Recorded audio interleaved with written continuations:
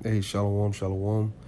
First off, I want to give all praise to Yahweh, by Hashem, Yahweh Shai, by Hashem, Rakakwadash. Double honor to the apostles, the elders of Great Millstone, and shalom to the elect. Yeah, I just wanted to do a little quick video, some quick thoughts on the book that I'm reading, which is First Esdras, and particularly in the fifth. I believe this is the fifth chapter. Let me see. Let's stroll back up. Yeah, this is First Ezra chapter 5, and I want to read this, and I just want to make a quick point, and if the Spirit has it, so we jump to some more precepts pertaining to this precept, and just the backdrop on this.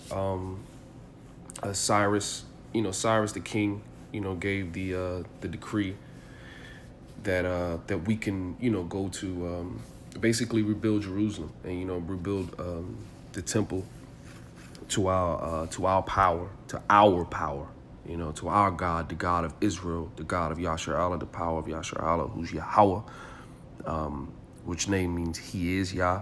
He Hawa is to be, or is to be, and Yahweh Shai, He delivers, which is the only begotten Son of the Heavenly Father, which was sent forth to redeem, those that were under the nation, the only nation that was under the law, and this first deliverance will be for the elect of Israel, in the 1/3.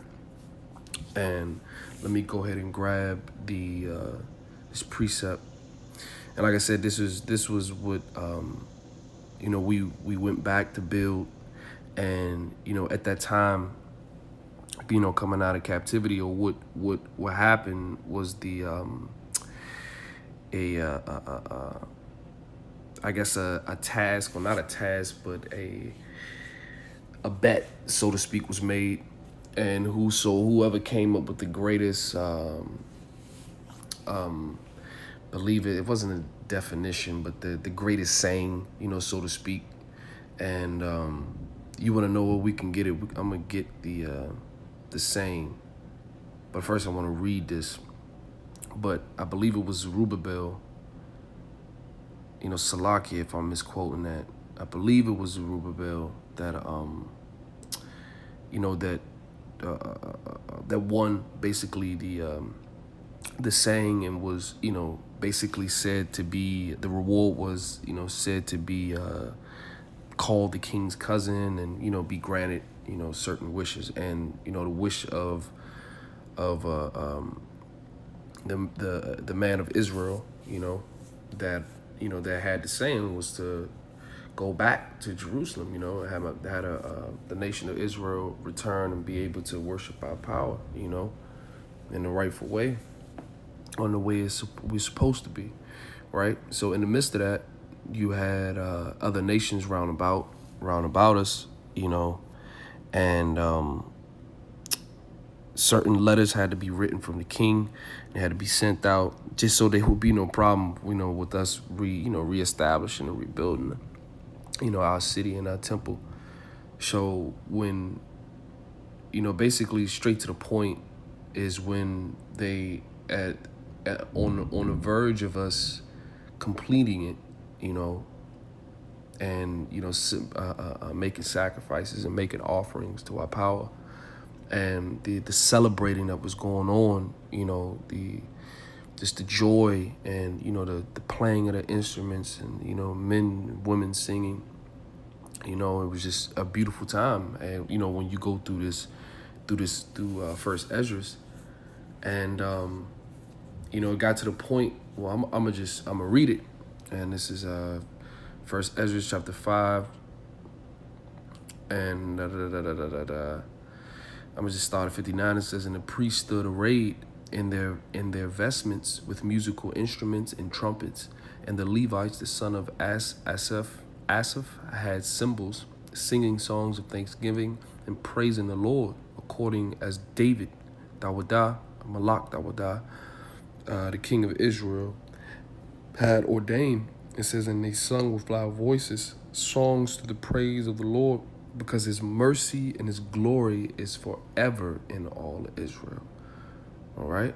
62, it says, and all the people sounded trumpets and shouted with a loud voice, singing songs of thanksgiving unto the Lord for the rearing up of the house of the Lord.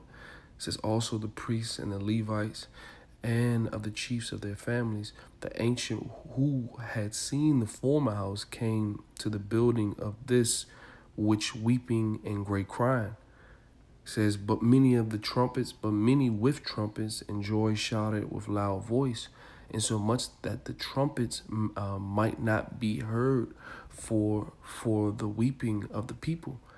Yet the multitude sounded marvelously, so that it was heard afar off. Verse 66, it says, wherefore when the enemies of the tribe of Judah and Benjamin heard it, they came to know what that noise of trumpets should mean. It says, verse 67, and they perceived that they that were of the captivity did build the temple unto the Lord power of Israel. Right? So now here they're starting to understand, so this is that they were of the captivity did build. So they what they seeing is we coming back to our power. All right, that's what they're acknowledging. And it's verse 68. It says, so they went to Zerubbabel and Jesus, and to the chief of the families, and said unto them, we will build together with you. They pretty much came to offer their services. Okay.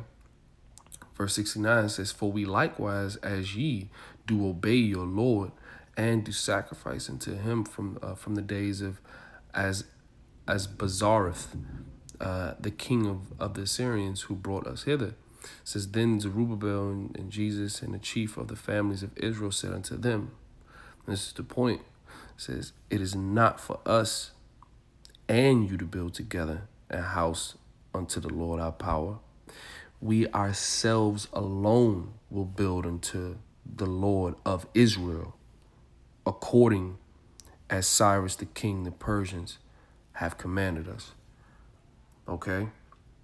And this right here, this is something that it hasn't changed, and it will not change. Because you want to know what? The Lord don't change. Who the world calls God, who the world calls Jesus Christ, who real name in the Hebrew, is Yahweh, why Yahweh Shai.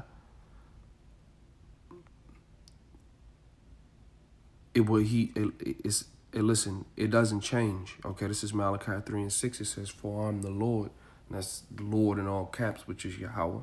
It says, I change not, therefore ye sons of Jacob are not consumed. So this is, listen, it's not really that hard to understand.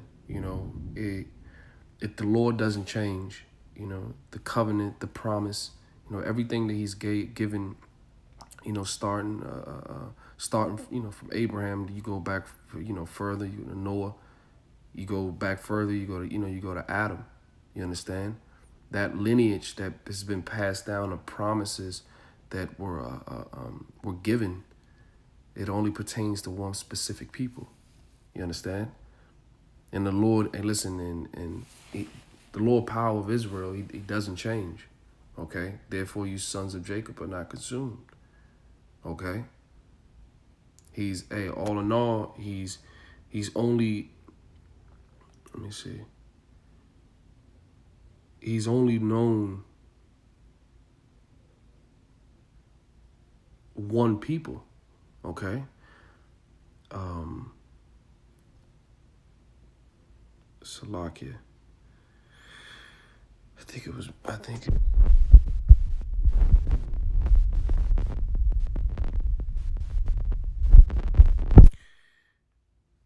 and this is Amos 3:1. It says, hear this word that the Lord has spoken against you, O children of Israel, against the whole family which I brought up from the land of Egypt, saying, you only have I known of all the families of the earth, therefore I will punish you for all your iniquities. Okay? So these are things, listen, it's not really that hard to understand, the Lord is only dealing with one people, you know, and there's multiple scriptures to, you know, to back that up, you know, that kind of solidifies that deal. You understand? And that pertains to the new covenant as well, because a covenant is a covenant, you know, it's a contract, it's an agreement, you know. It doesn't. I mean, the only thing that changes is we ain't gonna go off no more. You know, as Paul spoke about, he's saying being roughly paraphrasing, being a better deal. You know, so to speak. You know. So you know, man, I don't want to drag this on. The point is listen, in the midst of our enemies, when we building, of course they're gonna want. You know, of course they're gonna want to get down with with the princes of the power. They're gonna want to be, you know, joined with us, but that's not the case. They're gonna be in subjection. You know, there's gonna be orders. You know, that's just the way that the Lord built these. Set one, as He has a favorite everything. You know, land, bird, flower, and yes, He has a favorite people. Okay. All right. So you know, with that, I don't want to make this too long. You know, that was the point. You know.